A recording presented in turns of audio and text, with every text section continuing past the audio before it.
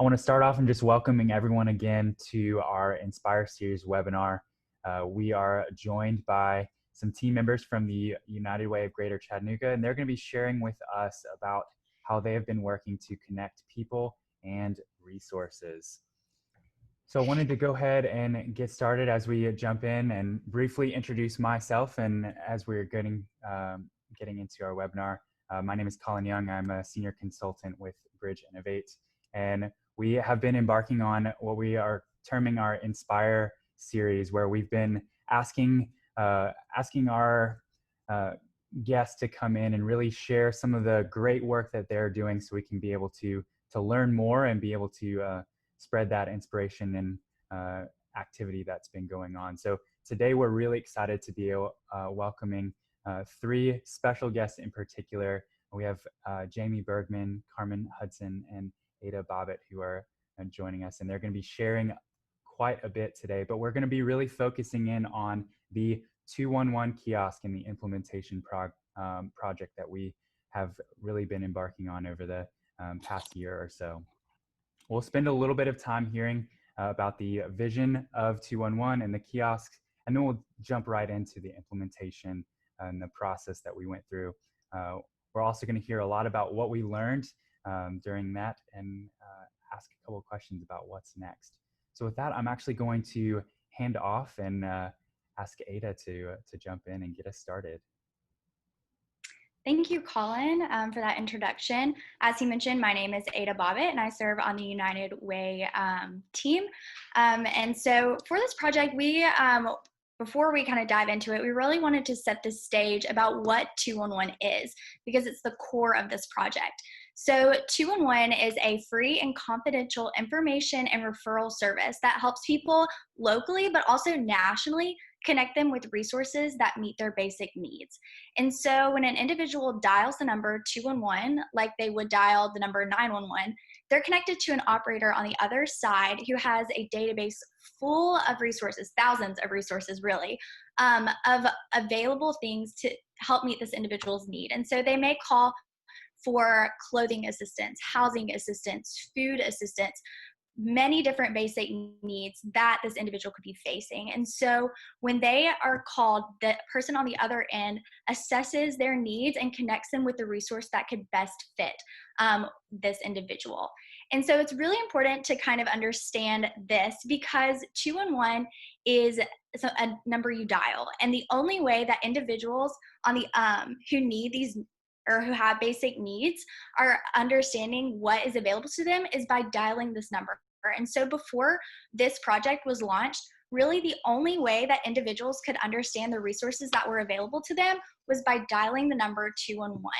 And so 211, because of that, receives so many calls. And I believe, Colin, we have a poll that we're going to do just to kind of get your thoughts and see how many calls you think come through the 211 lines in Chattanooga last year. So this would be regarding last year, but how many calls do you think came through? I think we're going to leave this up for just a few seconds.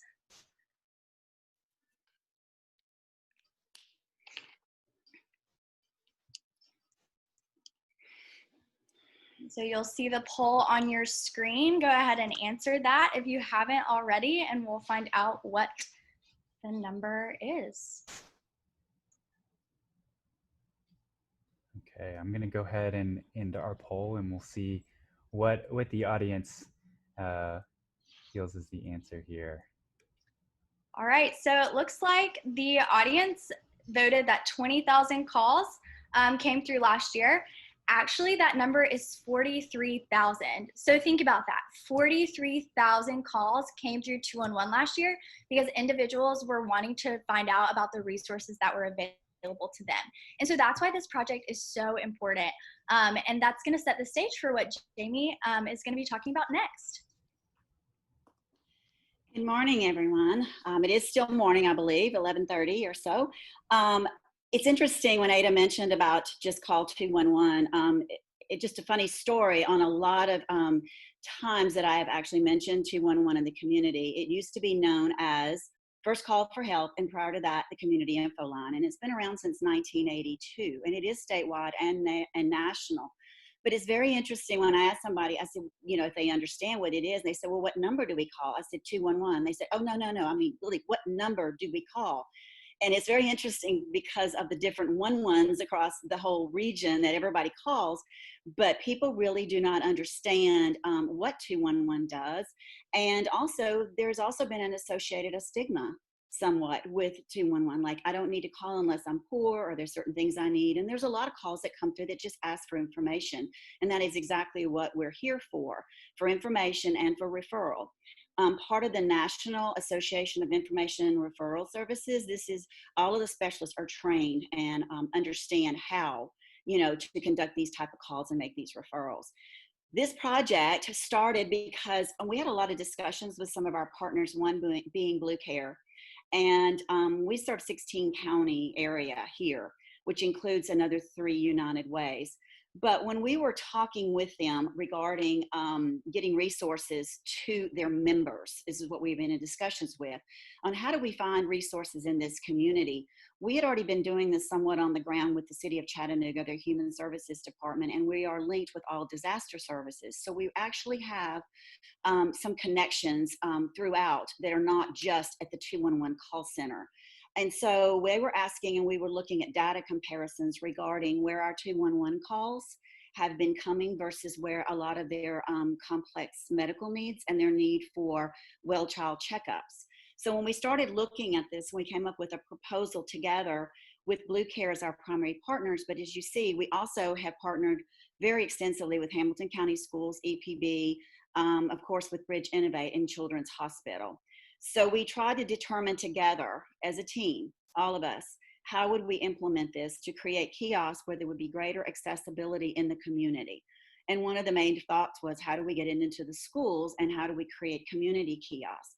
Now, keep in mind, we've never done this before, and nobody else has either. We've searched all over the place to try to find out if anybody else had done this type of kiosk project, and they hadn't. So we called on the expertise of Bridge Innovate, who actually helped us to begin launching, implementing, and doing this project. And believe me, it was quite comprehensive.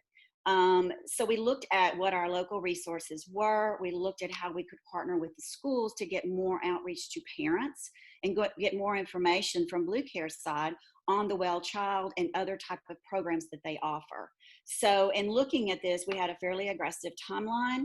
We needed to determine the schools with our partners, where we're going to be, and the community-based site. And then again, with our team, Venture 4 being a part of that, some of their staff is Ada is, Bridge Innovate, and very heavily teaming up with Blue Care, along with our impact staff here, which Carmen's going to tell you more about that project and how we were looking at current resources and what we have available and what we don't know. And again, we're connected statewide, our 211 system, but locally here, we wanted to be a lot more consistent on the type of resources and information we have in our 211 database. So that's how we kind of got started. We didn't know. We said, how do we do this? We came together and we came up with a very, very good project, and then implementing it is very different as well. We started out with what we already had in our resource point module, which is our service provider content updates. We looked at starting with these schools, the first one being Red Bank, who was very wonderful at working with us to say, yeah, we'll be the guinea pigs. We'll come together with you, and actually found this site, which you see as a visual here, which would be conducive to parents and being able to connect with a lot of visual information from Blue Care. We started collecting data. We implemented that on their Roar Night. That was their choice. Each school had a choice when and how to implement and where they wanted the sites to be in their school. Second one coming up with Orchard Knob, and we had a lot of connections with their parent night as well, and getting information out to them. They have a school that has a lot of diversity, particularly in the Latino population. So we were working closely with them. The next one to come up was Middle Valley, totally different demographic, but highly, not only rural, but high levels of need in those communities. And we also partnered with one of their resource partner, Parent Night. And then the last one to come up right before the COVID hit was East Ridge. And again, a lot of diversity of what their schools. Two are high schools, one's elementary, and one is middle school. But we were just coming up with that in conjunction with one of their events. Children's Hospital, it was the community site chosen to be able to also get to a lot of parents and get information out. And right when COVID hit was right when we were fixing to launch that one. In fact, that particular week or two, we just had to put it on hold. And it was a very different partnership, but a very, very positive partnership with Children's Hospital. So that's where we are and how we chose the first part of the project. Again, highly partner with our partnerships. We had a strong team, and hopefully we can tell you going forward what we've learned and what we could offer you if you're interested in this project. Thank you. As Jamie mentioned, we had 5 different sites that we launched in. And I came onto this project about a year ago to really spend time thinking through implementation, and not just what it looked like for those 5 sites, but what it could look like in the future. And so as Jamie mentioned, we launched in 4 different sites, and we were so close to launching in the 5th. And so we hope that will happen once life kind of gets back to normal, I guess, if you will. But as we were thinking about implementation, we assumed that each launch site would be similar. It was just an assumption that we made.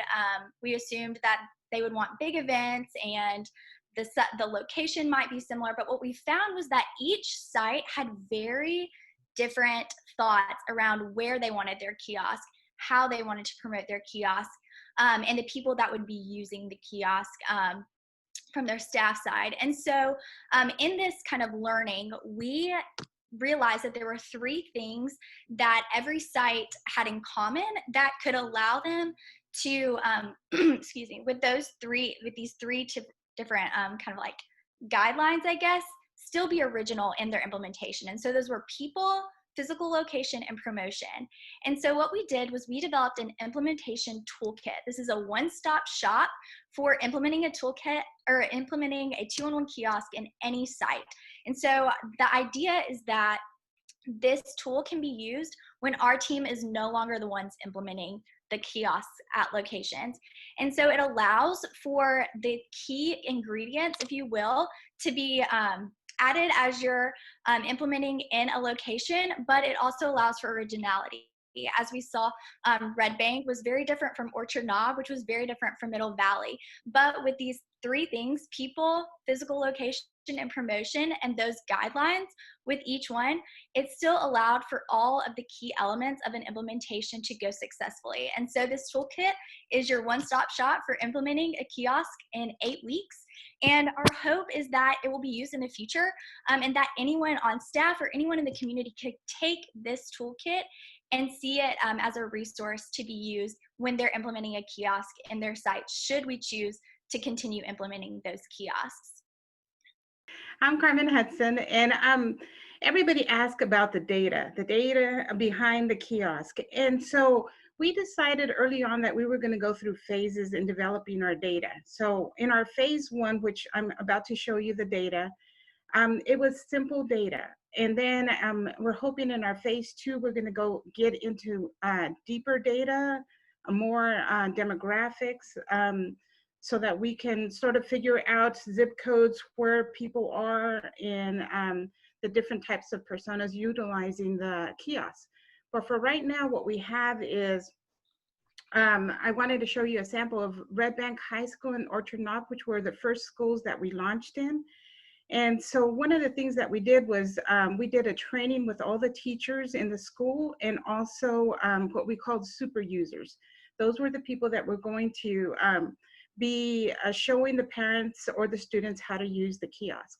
And so what we found out in our first, actually this is our 2nd month with Red Bank High School and our 1st month with Orchard Knob, is that there was a high level of usage of the kiosk looking for domestic violence resources, domestic violence shelter. Our top 3 were domestic violence shelter, winter clothes, this happened in January, so that's understandable, and housing assistance. And so that sort of gives us an idea of the types of services that are needed in those schools. We also were able to identify how many sessions every month per school, and also how many minutes they actually use the kiosk. So this is really good for us to be able to gauge the amount of usage. You know, one of the things that we did when we were implementing was to test out what was the best location. And so we had students and teachers and principals, all these different people utilizing the kiosk and telling us how they felt in the location that they were currently in. And so we moved the kiosk around and all of the other information so that it would be best utilized by the parents and the students. So we got really great feedback.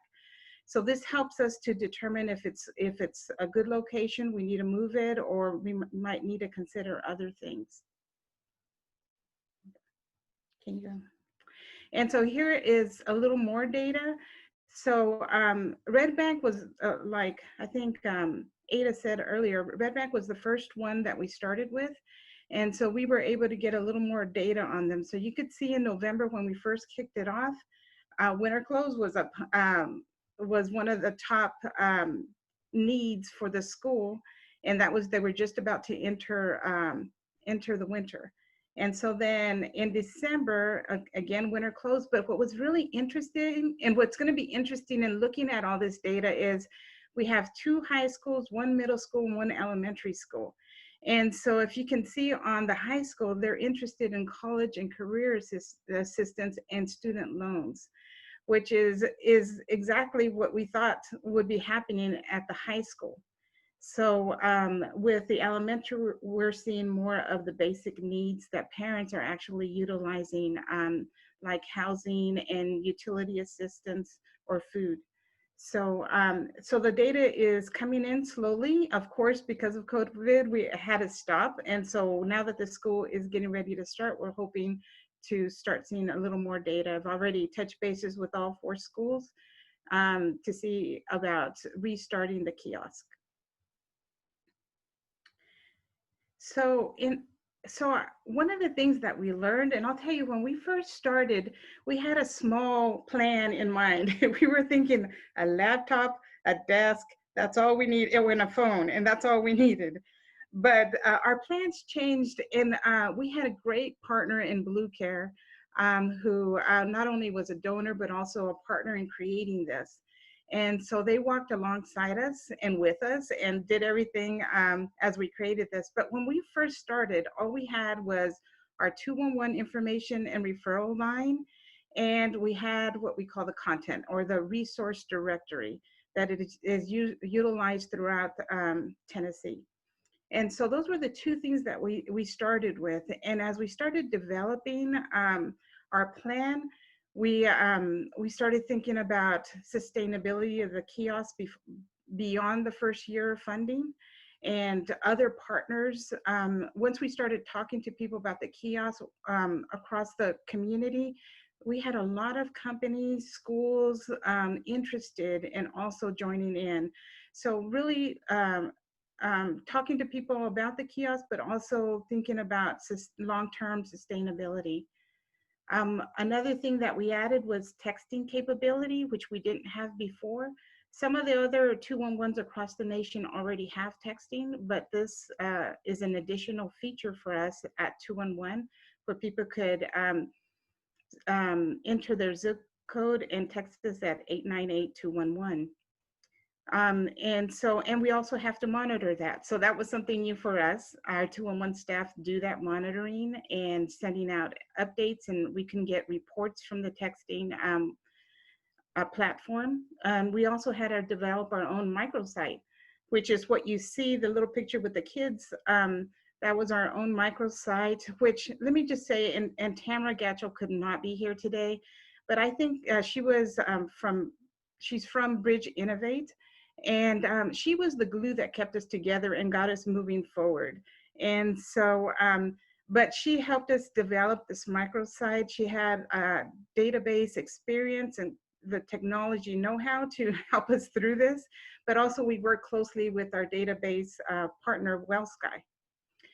The kiosk, That we tested out different kiosks, and we decided on the one that you see in the picture, which is it looks like a large iPad, and it has a phone. So through the Advantage kiosk, we're able to get a little bit of data, like how many sessions, who's using the phone, which numbers are they using, so we can actually see which service providers they're reaching out to.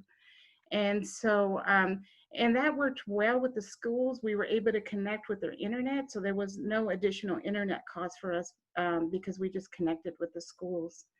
Another feature that Blue Care liked and wanted was the screen, which worked out really great for us. It's a second screen. It's just a regular monitor that we put, it's on like a TV that we put above the kiosk, that we're able to see different wellness marketing slides that Blue Care put together. So some of them might be about suicide prevention or bullying, nutrition. They can change those up at any time. So it's a good way to draw people to the kiosk. And so, Blue Care is the one monitoring that and sending us all of the updates. We can also add more depending on the different partners in the community if they wanted to add more to that screen. And the other two things which kind of are related is maintaining those relationships with the schools. I think that's really important for us to stay connected with the schools, as well as looking at implementing new locations. And that implementing new locations is really dependent on the funding that we get. But we have several schools and community members who are already asking for it. So, so we're looking into additional funding or other ways that we can fund this. But it was a great experience working with the schools. They were all willing to learn and just be a creative partner with us as we went through it. Like Jamie mentioned, Red Bank, they were okay being the guinea pig for us because we were testing all these things out with them, and they were great. So maintaining those relationships with the different partners is essential as you're creating, as we were creating this kiosk.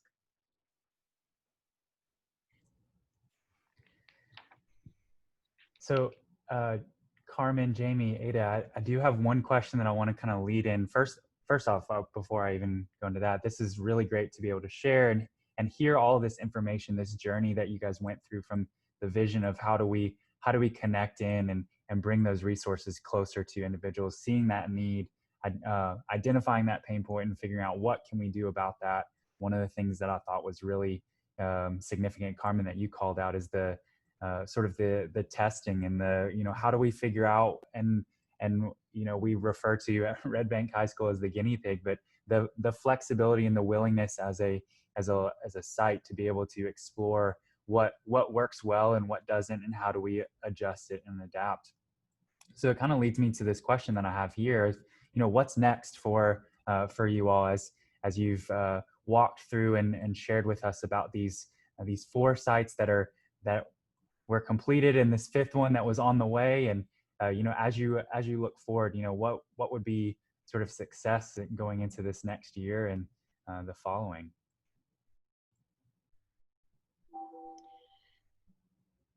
You want me to take that first, Carmen? Yeah, go ahead, Jamie. Okay. We have, as Carmen had said, we have been in a lot of discussions with others that are interested in this. We are still learning. This is by no means perfect. We also know that the resource management piece is extremely important because resources come and go, has to be updated. There's a lot we don't know. So we are working very closely on trying to get a system where we can keep that as up to date as possible. But also the data is really critical. So as we're able to collect this will give us a lot more information on where needs, barriers, gaps, things like that are happening and how people are not getting the information they need. Right now, we are not equipped and ready yet for a microsite launch. We have to look at the resources, and we have to look at also our own capacity. So if we were, and that the ultimate goal is to have a microsite and have a way that you can get it from your smartphone or other places.